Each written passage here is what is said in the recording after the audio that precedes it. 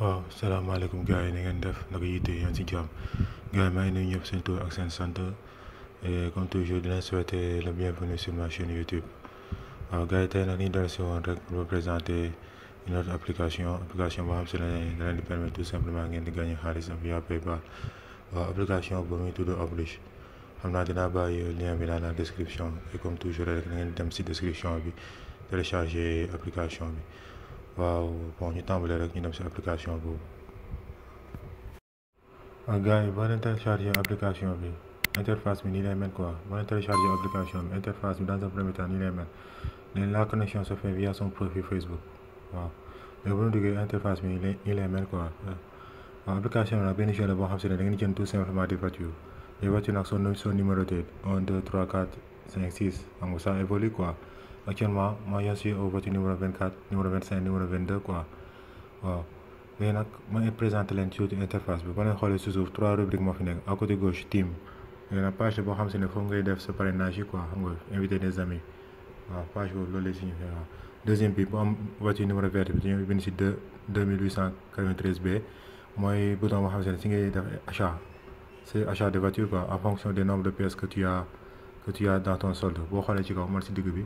j'ai 1493 B pièces laa am quoi en tout quoi en quelque sorte loolu la sama voiture yi di générer quoi actuellement léegi waaw troisième rubrique bi à droite c'est le store mooy boutique bi boo si duggee boo xoolee li yëpp ay oto la oto yoo xam se ne leen di jënd quoi xam nga oto bu ne dafa am valeur am quoi en pièces boo xoolee rouge bi ci kaw premier bi c'est à 2,019 pièces deuxième bi 4,119 pièces troisième bi xam nga quatrième bi xam nga les voitures ça évolue quoi 1 2 3 4 5 6 7 8 waaye c'est numéroté quoi dina am ñu delluwaatee encore si interface bi wala nag à chaque fois ngeen di def achat da ngeen bës si digg bi quoi. maintenant yéen boo leen soog a commencé yéen si kii bi da ngeen di jënd ay oto moom les voitures seront numérotées 1 2 3 waaye maintenant boo leen xoolee bu baax si interface bi y a des voitures qui sont en mouvement waaw ces voitures là sont les voitures que vous voyez sur l'interface numéro 24 numéro 25 numéro 22 au fur et à mesure ñu nekk en mouvement chaque fois mi ñu jàllee du côté droit yi générer ay valeurs vous voyez bii générer na léegi 37 bii plus 335 bii plus 184 maintenant au fur et à mesure ñuy jàll ñuy générer ay valeurs day ajouté wu directement si sama solde en pièces quoi. maintenant en fonction de sama solde en pièces di yokku ku ma gisee nii je peux faire des achats ma jënd ay voitures quoi en appuyant tout simplement en bas au milieu là où il y a la voiture verte numéro 23. waaw à votre numéro moom ce sera tout simplement la voiture numéro 1 numéro 2 numéro 3 parce que yaa ngi soog a télécharger application da ngeen bës rek application bi après affiché kii quoi voiture yi. maintenant supposons interface yi boo leen amoon 3 voitures de numéro 1 wala 2 voitures de numéro 2 mën nga leen fusionner par exemple là moi j'ai la voiture numéro jaune numéro 22 mu si amoon beneen dama koy bës nii glisser ko fusionner ko bu nga ko fusionner ça va me donner une voiture de numéro 23 ainsi de suite c'est la même chose quoi vous voyez. Maintenant, au fur et à mesure que tu fusionnes les voitures, tu vas générer des valeurs en dollars quoi en quelque sorte. Bon, moi je suis à 0,59 dollars quoi. Ouais, 0,59 dollars. Je clique sur le wallet. Je clique sur le 0,59 dollars. Je wallet. Je peux retirer à hauteur de 0,01 dollar, 0,04 dollars, 2 dollars, 10 dollars, 20 dollars, 40 dollars. Je vais sur le withdraw now. Withdraw now. Je retirer maintenant quoi. Je clique.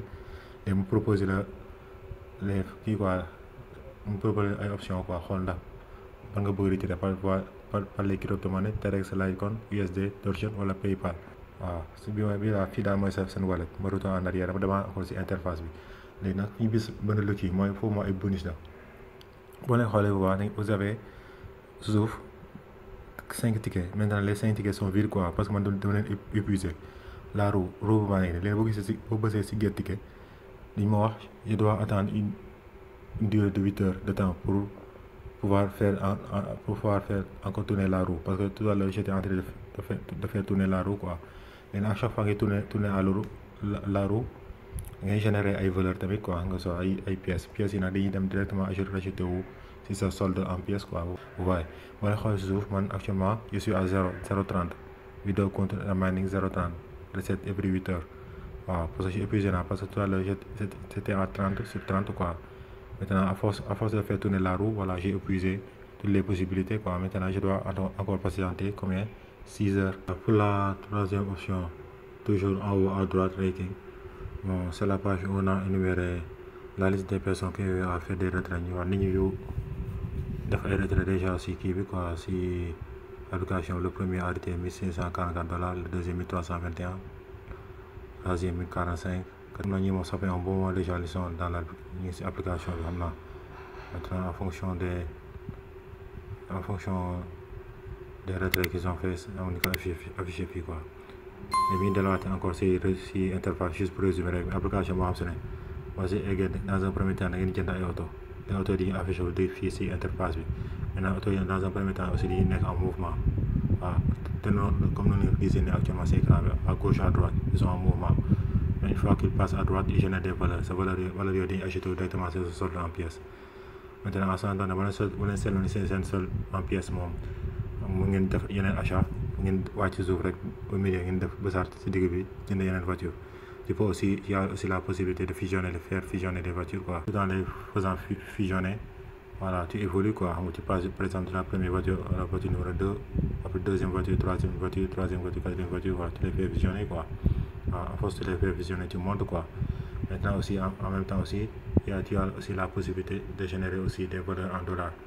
Voilà, tout en les faisant fusionner, en même temps aussi, ce solde en dollars d'évoluer quoi en quelque sorte. Comme le bàyyi en haut à ma gauche waaw léegi boo la bëggee retiré da ngeen dem foofu rek kii indi leen directement seen wallet après ngeen xool boo la bëggee retiré à hauteur de 0,01 0,04 2 $10 $20 $40 en fonction de ce que vous avez dans votre solde da ngeen bës directement user now et nag vous avez la possibilité de retirer via les crypto-monnaies Terex, Lite, LTC, USD, Doge wala PayPal voilà gars yi loo ma nekkoon vidéo bi waaw di leen présenté wala ñoo représenté application bi voilà vous avez aussi la possibilité de parrainer de faire d'inviter vos amis quoi ouais en appuyant sur la rubrique team quoi vous voyez appuyez sur la rubrique team vous invitez vos amis en bas à gauche quoi voilà merci bien gars yi merci encore si visionnage bi voilà je vous remercie et à bientôt merci bien au revoir.